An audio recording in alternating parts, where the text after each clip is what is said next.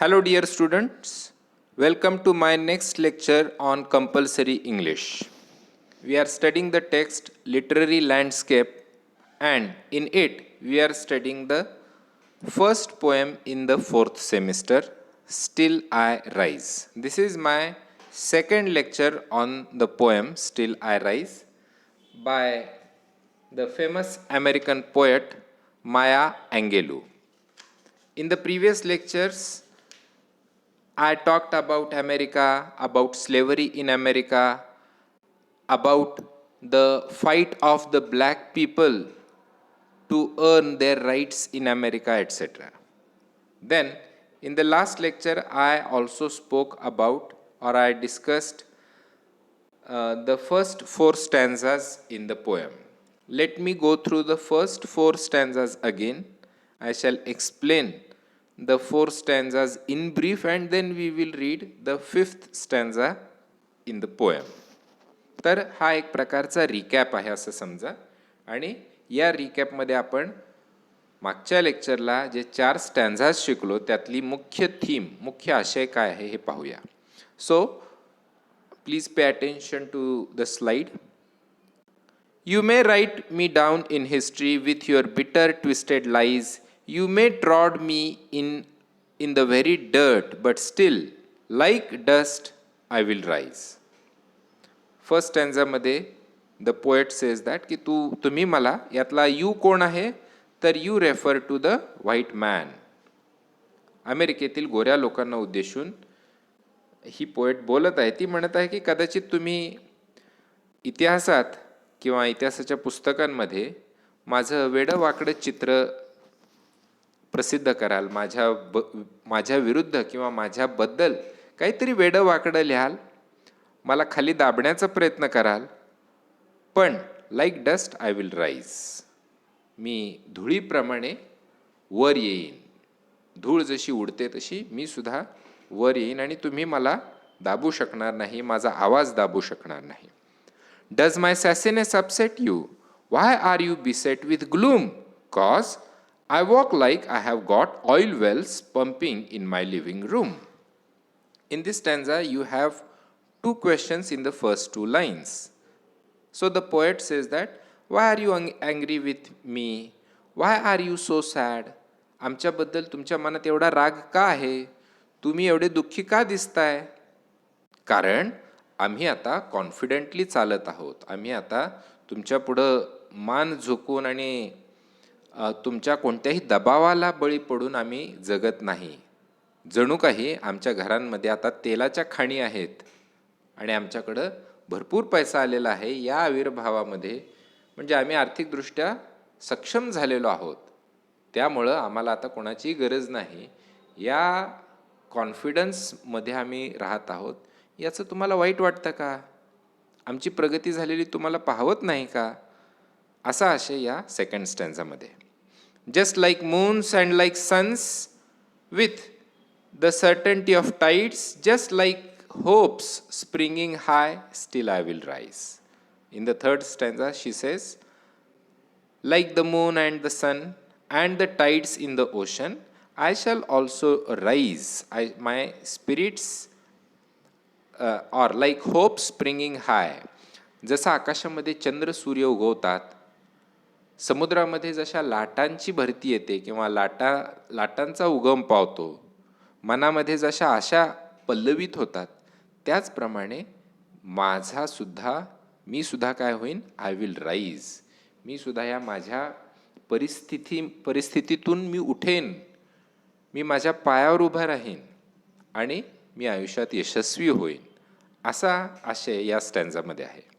Next स्टॅन्झा बघा. हा स्टॅन्झा पाहिला होता आपण आणि मग we had stopped the lecture. Did you want to see me broken, bowed head and lowered eyes, shoulders falling down like teardrops weakened by my soulful cries? Again, there are 2 questions. So she asks these white men that तुम्हाला मला broken झालेलं म्हणजे तुटलेलं मोडलेलं पाहायचं होतं का? तुटलेलं मोडलेलं म्हणजेच काय की मला अपयशी झालेलं पाहायचं होतं का तुम्हाला? कायम खाली मान घातलेली, डोळे नजर तुमच्यापासून चोरलेली, अशा एक प्रकारे अपराधी भावनेने तुमच्या पुढं उभे राहिलेले काळे लोक, कृष्णवर्णीय लोक, असेच तुम्हाला कायम पाहिजे होते का? राईट. आम्ही कायम खांदे खाली पाडून, मानाखाली घालून, नजर जमिनीवर खेळवून तुमच्या पुढं अदबीने उभे राहिलेले, स्वाभिमान नसलेले असे तुम्हाला आम्ही पाहायचो होतो का? असं या स्टॅन्झामध्ये कवी या गोऱ्या लोकांना उद्देशून बोलते. आता पुढचा स्टॅन्झा बघा. या स्टॅन्झापासून आपण हे लेक्चर, आजचं लेक्चर सुरू करू. So the fifth stanza, please pay attention to this stanza. Does my haughtiness offend you?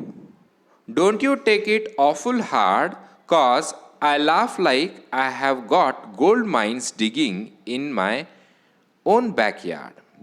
Again there is a question. First लाईनमध्ये क्वेश्चन आहे. तर ती काय विचारते की does my haughtiness offend you? हॉटीनेस म्हणजे काय?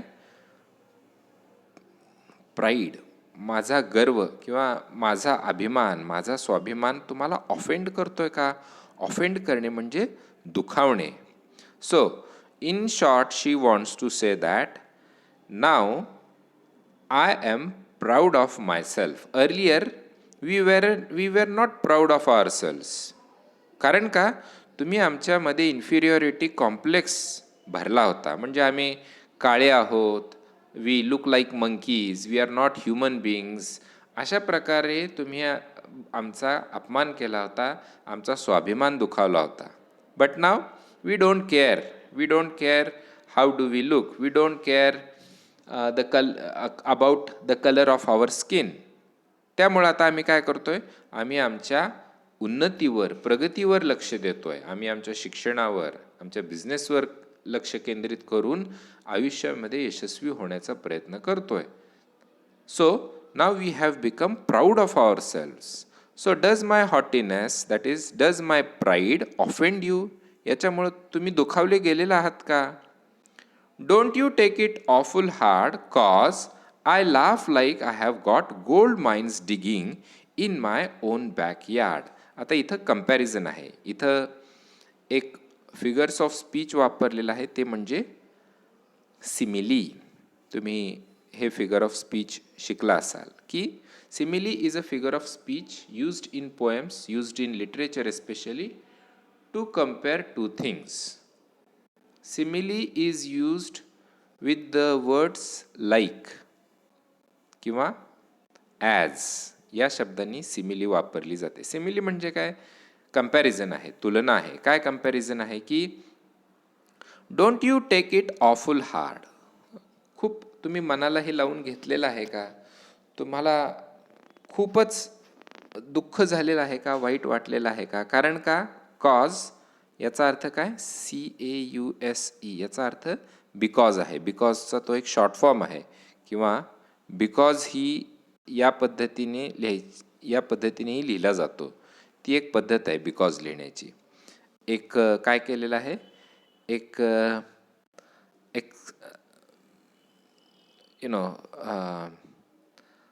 एकेरी अवतरण सिंगल इन्व्हर्टेड कॉमा काढलेला आहे आणि CAUSE लिहिलेला आहे. It is read as because, but in this poem we will just read it as cause.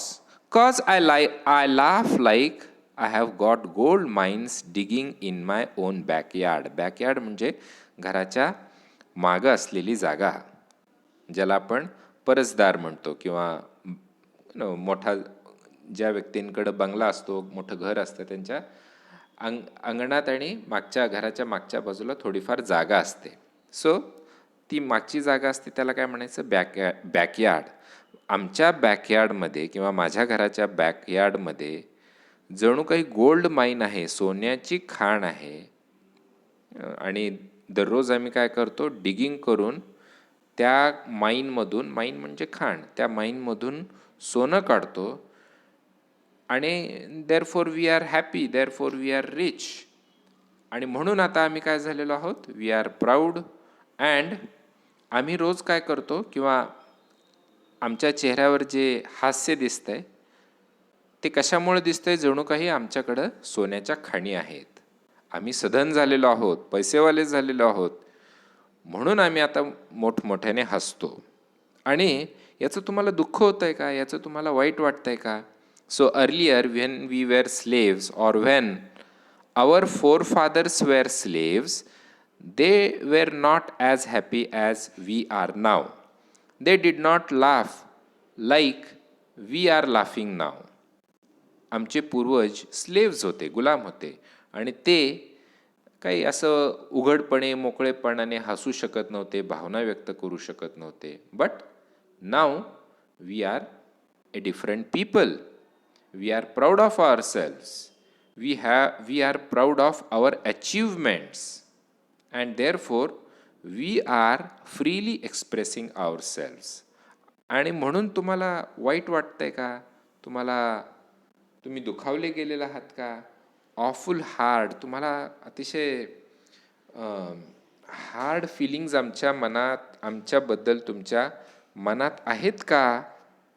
असा प्रश्न याही स्टॅन्झामध्ये the poet asks to the white man. Next stanza paha. You may shoot me with your words, you may cut me with your eyes, you may kill me with your hatefulness, but still like air I will rise. Again in this stanza you will see the hopefulness of the poet. The poet says that I shall rise anyway. तुम्ही काय कराल? पुन्हा पहा, ती काय म्हणते की you may shoot, SHOOT. Shoot करणे म्हणजे बंदुकीच्या गोळीने मारणे किंवा बंदुकीचं फायरिंग जे असतं त्याला म्हणायचं शूट. इथं काय अर्थ आहे त्याचा? You may shoot me with your words. Foul words, वाईट वर्ड्स वापरून तुम्ही आमच्यावर हल्ला चढवू शकाल. बंदुकीच्या गोळीने जसा हल्ला केला जातो तसंच तुम्ही आम्हाला शब्द वापरून आमचा अपमान करू शकाल, घायाळ करू शकाल. You may cut me with your eyes.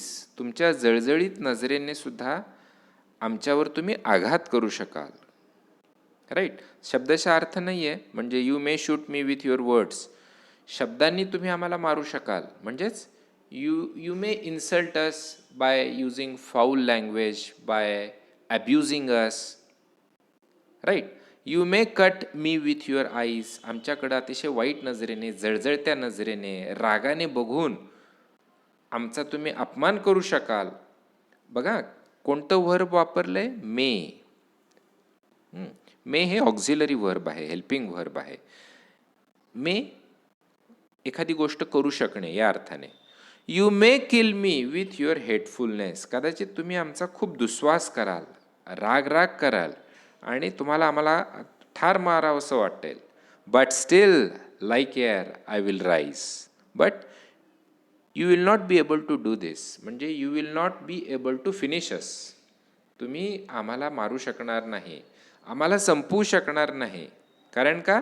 आता आमच्यामध्ये एक चैतन्य जागृत झालेलं आहे. हे चैतन्य कशाचं आहे? स्वाभिमानाचं आहे. शिक्षणाने आलेला आमच्यातला आत्मविश्वास आहे. वेगवेगळ्या उद्योगधंद्यांमध्ये आम्ही आता यशस्वी झालेलो आहोत, याचाही आम्हाला अभिमान आहे. So I know that you do not like these things. You do not like that we are succeeding, we are becoming successful. So you will try to insult us, you would like to kill us also, but like air.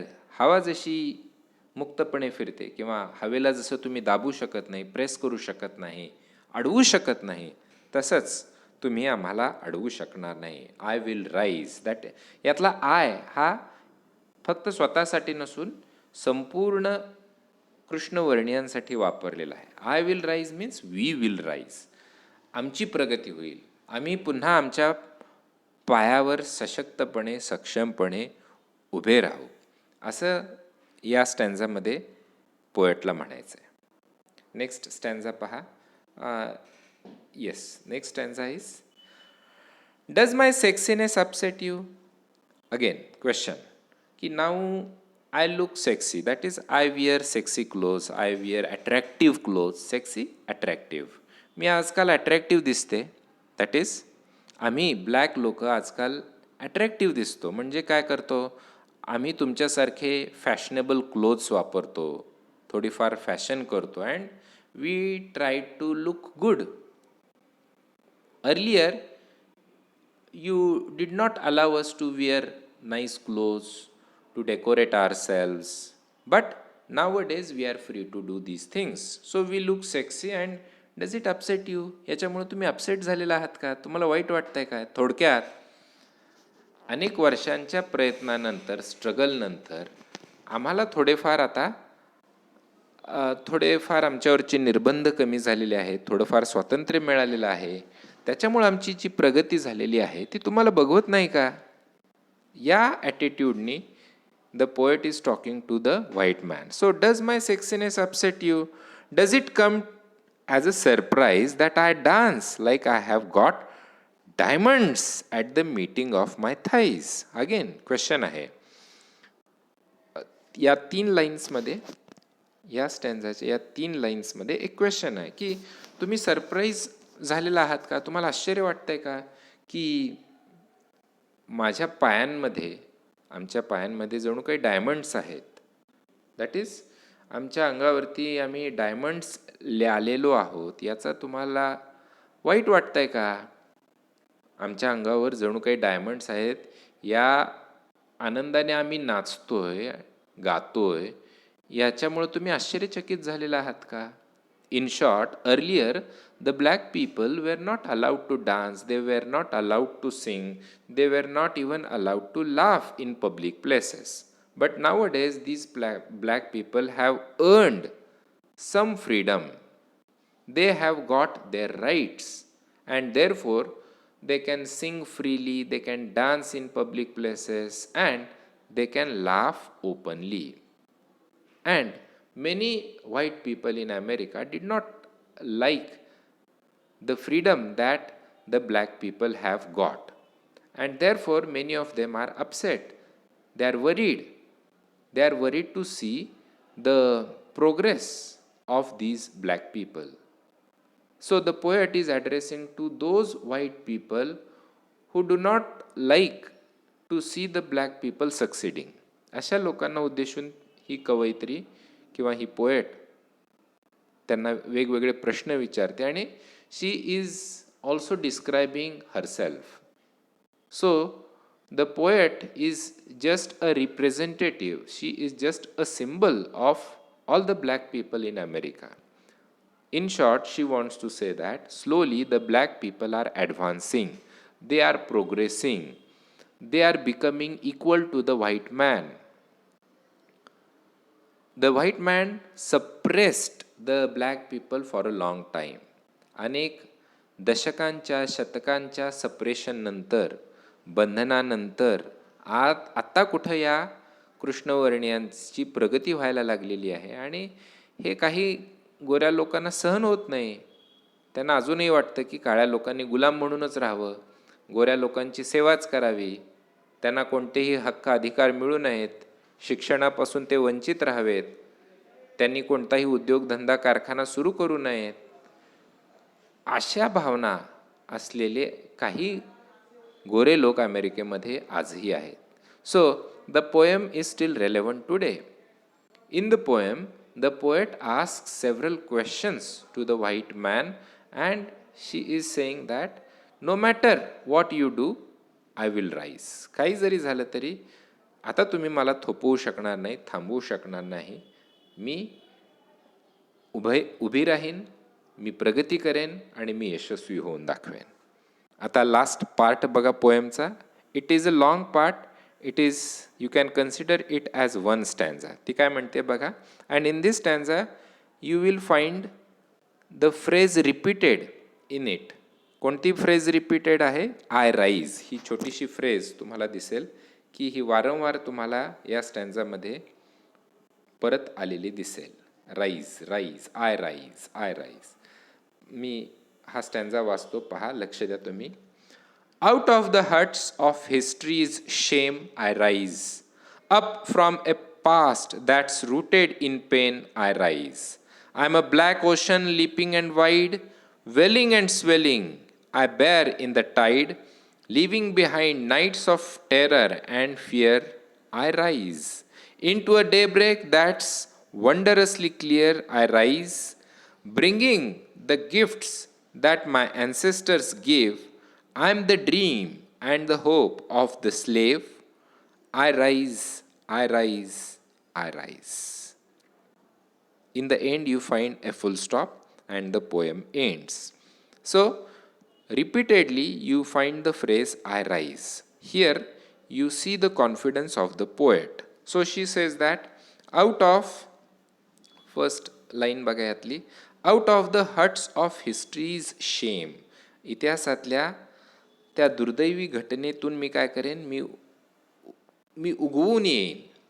एखादं रोप, एखादा झाडाचं बीज असं जमिनीतून उगवून येतो आणि नंतर त्या छोट्याशा बियाचं किंवा त्या छोट्याशा त्या बीमधून जमिनीतून उगवलेल्या छोट्याशा कोंबाचं नंतर मोठ्या वृक्षात रूपांतर होतं. त्याप्रमाणे आता आम्ही काय झालेलो आहोत, आम्ही इतिहासातून बाहेर पडलेलो आहोत. आमचा इतिहास कसा आहे, शेमफुल आहे, लज्जास्पद आहे, म्हणजे मानव जातीला लाजवणारा आमचा इतिहास आहे. So out of the huts of histories शेम. शेम ही जणू काही हट आहे अशा प्रकारे त्याची कल्पना केलेली आहे. तर इतिहासातल्या आमच्या दुर्दैवी लज्जास्पद झोपड्यातून आम्ही आता उगवलेलो आहोत, आम्ही आता प्रगती करत आहोत. Up from a past that's rooted in pain I rise. Past भूतकाळातल्या दुःखातून आम्ही वर आलेलो आहोत, आम्ही बाहेर पडलेलो आहोत. भूतकाळातलं दुःख म्हणजे कोणतं, स्लेव्हरीचं दुःख, पेन, त्रास, म्हणजे गुलाम म्हणून जो आम्हाला त्रास झाला, जे कष्ट भोगावे लागले, ज्या यातना सोसाव्या लागल्या, त्या आता आम्ही सगळ्या मागं टाकलेल्या आहेत. आम्ही त्याबद्दल फारसा विचार करत नाही. We are now looking forward to our bright future. I am a black ocean leaping and wide. Please see this line. She says that मी आता कोण आहे, मी एक मोठा महासागर झालेलो आहे. That is we black people have come together and now we are big in number. आम्ही जणू काही महासागराप्रमाणे या अमेरिकेत तुम्हाला दिसू. ब्लॅक ओशन आहोत आम्ही या अमेरिकेमधला. So we are in a big number, leaping and wide. हा समुद्र उसळणारा समुद्र आणि भला मोठा महासागर आता आमचा झालेला आहे. So we have come together, we are big in number and we are progressing. Welling and swelling. आता आम्ही काय करत आहोत, वेलिंग अँड स्वेलिंग. आमची स्वेल होणे म्हणजे वाढणे. स्वेलिंगचा अर्थ सुजणे असा सुद्धा आहे.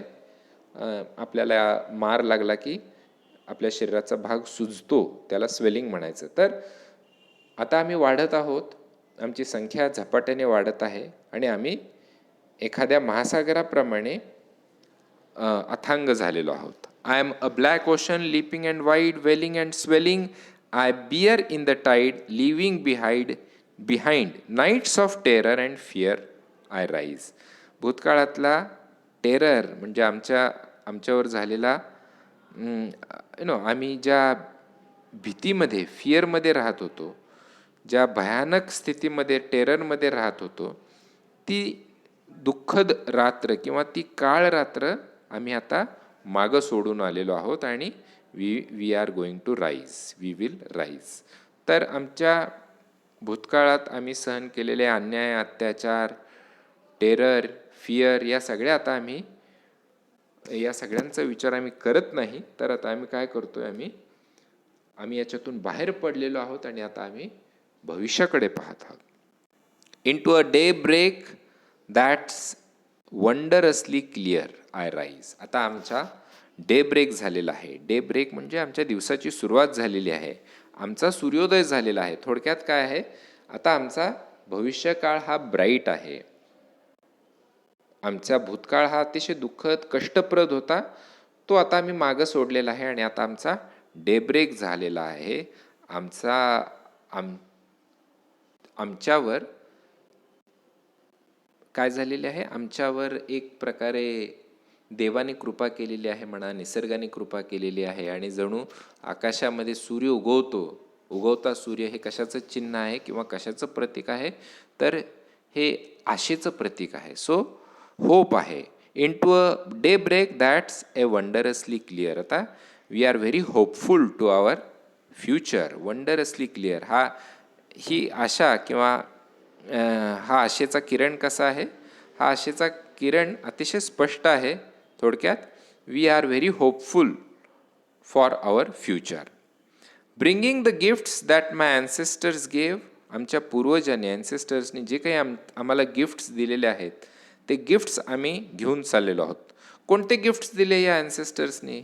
या ॲन्सेस्टर्सकडं काही द्यायला नव्हतंच, पण या ॲन्सेस्टर्सकडं काय होतं, वर्षानुवर्ष केलेले कष्ट होते. तर ते आमच्या रक्तांमध्ये किंवा आमच्या जीन्समध्ये उतरलेले आहेत.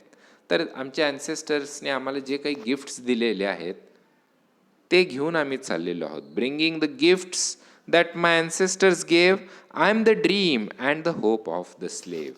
आता आम्ही कोण आहोत? आम्ही पूर्वीच्या स्लेव्सचे ड्रीम आणि होप आहोत. माणूस कशावर जगत असतो मित्रांनो? माणूस आशेवर जगत असतो की कधी ना कधी मी आयुष्यात यशस्वी होईन, या आशेवर माणूस जगत असतो. आणि हीच आशा किंवा हाच होपफुलनेस आपल्याला या पोएममध्ये दिसत आहे. तर मी कोण आहे? मी गतकाळातल्या स्लेव्हचं ड्रीम आहे किंवा आमच्या पूर्वजांचे आम्ही कोण आहोत? आम्ही आता आशास्थान आहोत. म्हणजेच काय, आमच्या पूर्वजांना असंच वाटत असेल की we should be free, we should have equal rights, we should get education, and now we are achieving all these goals. So we are the dream and hope of our ancestors. आणि आम्ही आमच्या पूर्वजांना कधीच निराश करणार नाही, त्यांचा भ्रमनिरास होणार नाही. म्हणजेच आम्ही काय करून दाखवू? आम्ही आयुष्यामध्ये यशस्वी होऊनच दाखवू. I rise, I rise, I rise. आमचा उदय झालेला आहे, उदय होत आहे. आणि हा उदय कशाचा आहे? हा शैक्षणिक आहे, आर्थिक आहे, सामाजिक आहे, राजकीय आहे. So this is how the poet expresses her feelings in the poem. She talks about the past, the present, and the future in the poem. She tells the white man that no matter what happens to them, no matter how many hurdles the white man put into the way of the black man eventually will succeed. तुम्ही आमच्याशी रागाने बोला, आमचा द्वेष मत्सर करा,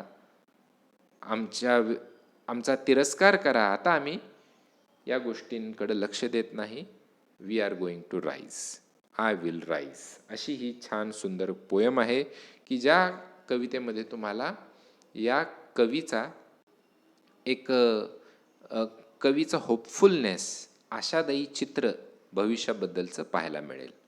I hope you have understood the poem. Please read it again and again, and you will find out that the poem is written in a strictly metrical pattern. There is music in the poem, and the poem is one of the brilliant poems ever written by black people. If possible, remember the poem by heart. ही कविता जर शक्य झाली तर पाठ करून ठेवा. रोज वाचा ही कविता, म्हणजे तुम्हाला ती आपोआप पाठ होईल, त्यातले अर्थ समजतील आणि तुम्हाला या कवितेवरचे क्वेश्चन आन्सर्स लिहिता येतील. अभ्यासासाठी सुद्धा ही कविता महत्त्वाची आहे, पण एकंदरीत तुमच्या जीवनासाठी सुद्धा ही कविता महत्त्वाची आहे की आपल्या भूतकाळातल्या सर्व गोष्टी विसरून भविष्यकाळ उज्ज्वल करण्यासाठी तुम्ही आत्ता वर्तमानात जर प्रयत्न केले तर तुम्ही यशस्वी व्हाल. So I stop today. I shall share the notes on this poem on our WhatsApp group, and soon we will start the next unit in the book. I hope you have understood the lecture. You are following me, what I teach, what I describe, what I say in the poem, and I am purposefully sending you these recorded lectures on YouTube so that you can watch the lectures in your free time. एका विशिष्ट वेळेला जर आपण online live lecture घेतलं तर कदाचित काही विद्यार्थ्यांना ते गैरसोयीचं ठरेल, म्हणून मी सध्या तरी रेकॉर्डेड लेक्चर्सच पाठवत आहे, पण मी काही ऑनलाईन लेक्चर्ससुद्धा घेणार आहे. सध्या तरी तुम्ही हे रेकॉर्डेड लेक्चर्सच पहा आणि युनिट्स समजून घ्या. I stop here. थँक्यू.